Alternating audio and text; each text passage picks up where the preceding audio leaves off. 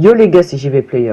Aujourd'hui, nouveau concept auquel je vais dire mon avis sur les platines que j'ai obtenues. Et au passage, le gameplay que vous voyez ici, c'est le mien, parce que je filme sur ma PS5.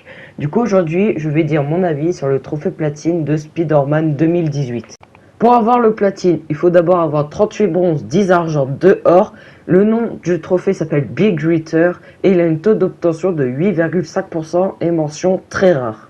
Malgré que la mention n'est pas ultra rare, le platine reste quand même assez difficile.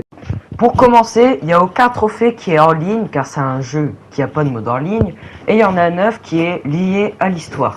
En fait, la moitié des trophées c'est sur les choses à chercher comme les sacs à dos, les lieux, les stations de recherche, etc.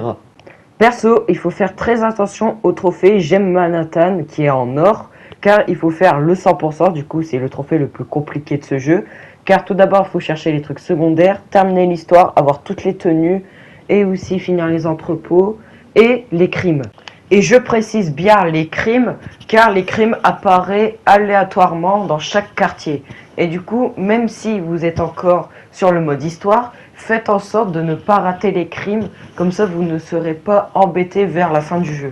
Ensuite, il y a aussi le trophée pour avoir toutes les tenues. Il faut avoir des jetons. Et il faut faire aussi très attention aux jetons. Car par exemple, si vous avez des jetons de sac à dos et que vous utilisez tous tout le temps, bah après vous n'en aurez plus pour les autres tenues. Et du coup, vu que les sacs à dos, vous pouvez pas les refaire une deuxième fois, et ben vous pouvez pas avoir toutes les tenues.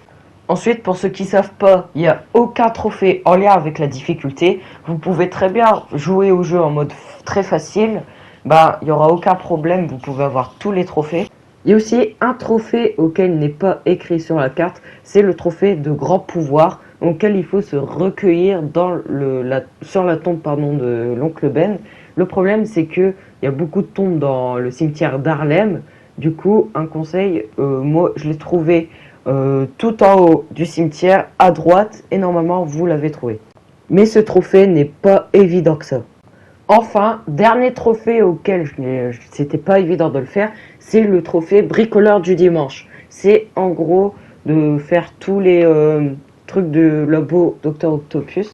C'est très simple. En gros, après avoir terminé le jeu, vous devez aller dans le laboratoire du Dr Octavius, puis faire les derniers exercices que vous faisiez déjà au début du jeu.